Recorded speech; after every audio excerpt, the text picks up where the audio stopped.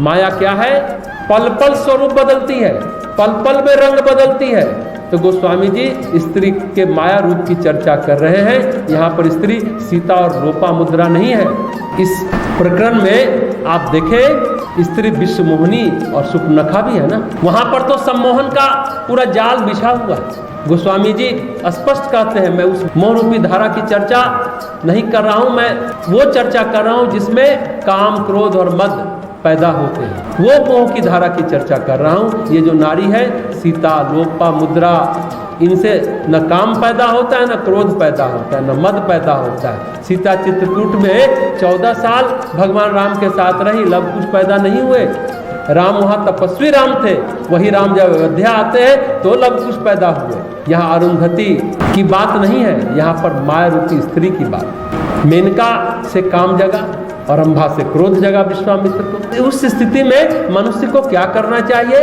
भरत की तरह न कहना चाहिए, न हाँ कहना चाहिए। बड़ा अद्भुत प्रसंग है ये। भरत की तरह होना चाहिए। आज के संसार में जीने के लिए इंसान को भरत की तरह न हाँ कहना चाहिए, न कहना चाहिए, चुपचाप निकल जाना चाहिए। पतंजलि भी कहते हैं ना, जब लोकपाल, दिक्पाल, वैभव, ऐश्वर्य दिखाएं साधना में तो न उसे स्वीकारना चाहिए, न स्वीकार करना चाहिए। विनम्रता पूर्वक निकल जाना चाहिए। बहुत युक्ति की बात है। विनम्र भाव से प्रणाम कर कृतज्ञता जाहिर करके आगे बढ़ जाना चाहिए। भरत का हमने उदाहरण दिया। भरत को भारद्वाज मुनि ने अपनी रिद्धि सिद्धि के बल पर इंद्र जहाँ रहते हैं स्वर्ग से भी ज्यादा बड़ा वैभव दिखाया, पर भरत उसको कैसे कर पाते? वे तो तपस्वी थे। माया से उबरने के लिए सतोगुण का स्थिर होना, भक्ति का स्थिर होना बहुत जरूरी है। देखिए, तपस्वी भ्रष्ट होता भी है, योगी भ्रष्ट होता है, पर भक्त कभी भ्रष्ट नहीं होता।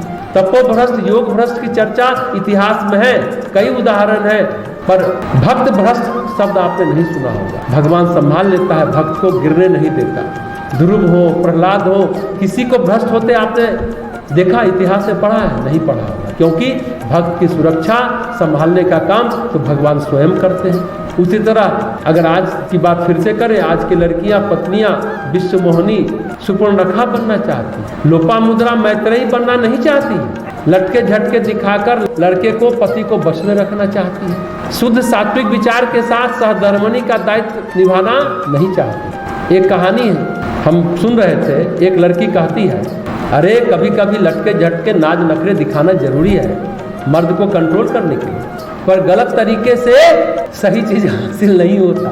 गलत से गलत ही हासिल होगा, कंट्रोल करने से कंट्रोल नहीं होगा। गलत तरीके से सही चीज हासिल नहीं होगा। कंट्रोल कर सकती है, आधिपत्य जमा सकती है, पर प्रेम नहीं पा सकती। और प्रेम के बिना पूरा जीवन सूना हो रहता है। कभी भी गलत न करें, कभी टेढ़े मत चलिए, हमेशा सीधा चलें। चाहे दुख मिले, चाहे सुख मिले, जीवन कांटों से भर जाए या फूलों से भर जाए, हमेशा सीधा चलना चाहिए। लेकिन आज के स्त्री पुरुष को इस पर विचार नहीं है। ये प्रसंग सुन करके गोस्वामी जी हम लोग को यही समझाना चाहते हैं कि हम सभी को, स्त्री पुरुष को इस पर विचार जरूर करना चाहिए। माया रूपी नारी नहीं बनना है, सहधर्मिणी बनना है। महिलाओं को ये सोचना चाहिए। और पुरुषों को भी मोह रूपी धारा में नहीं बहना है। जब ये सब नहीं होगा तो न प्रेम उपजेगा, तो न प्रेम पनपेगा, पुष्पित होगा, पल्लवित विकसित होगा, फिर दो आत्माओं का मिलन घटित होगा। स्त्री भी सहधर्मिणी बनकर सुख दुख के साथ चलेगी, प्रेम से हर्षित होते हुए साथ निभाएगी।